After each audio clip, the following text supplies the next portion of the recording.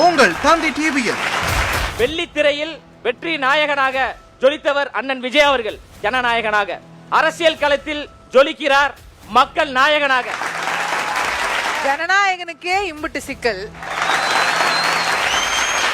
நம் அண்ணன் விஜய் அவர்கள் தடையை பார்ப்பது இது புதுசு கிடையாது. தடை என்றால் அதை உடை. மக்கள் ஓட்டு போட்டு அதற்கான ஒரு தகுந்த பாடத்தை 2026 தீய சக்தி திமுகவை வீட்டுக்கு அனுப்பத்தான் போகிறார்கள். பொங்கல் என்பதே அது தமிழர்களுக்கான பண்டிகை தான். இது நாம் தமிழர் கட்சிக்கான பொங்கலாகத்தான் இது இருக்க போகிறது. தமிழர் நலங்களையும் தமிழ்நாட்டு வளங்களையும் கொள்ளையடித்து உண்டு கொழுக்கக்கூடிய எந்த தேசிய கட்சியோடும் திராவிட கட்சியோடும் கூட்டணி இல்லாமல் தேர்தல் களத்தில் மக்களை தனித்தே சந்திக்கின்ற திராணி பெற்ற ஒரே கட்சி தமிழ்நாட்டிலே நாம் தமிழர் கட்சி மட்டும்தான்.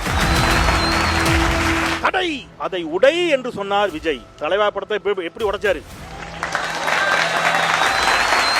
ஜனநாயகனுக்கு சென்சார் கொடுக்க மாட்டேங்கிறாங்க. விஜயை தவிர அவ்வளவு பேரும் கண்டிக்கிறான். விஜய காணும்.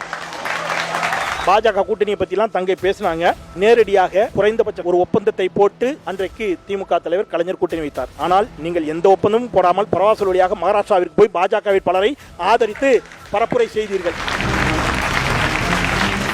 தை பிறந்தால் யாருக்கு வழி பிறக்கும்? பழைய தங்கத்திற்கு நல்ல விலை கொடுக்கும் சிறந்த நிறுவனம் பெஸ்ட் மணி கோல்ட் வழங்கும் பொங்கல் சிறப்பு மக்கள் மன்றம் வரும் வியாழன் இரவு 7:30 மணிக்கு. பவர்ட் பை திருப்தி ஃபுட்ஸ். திருப்தியான நேரங்கள்.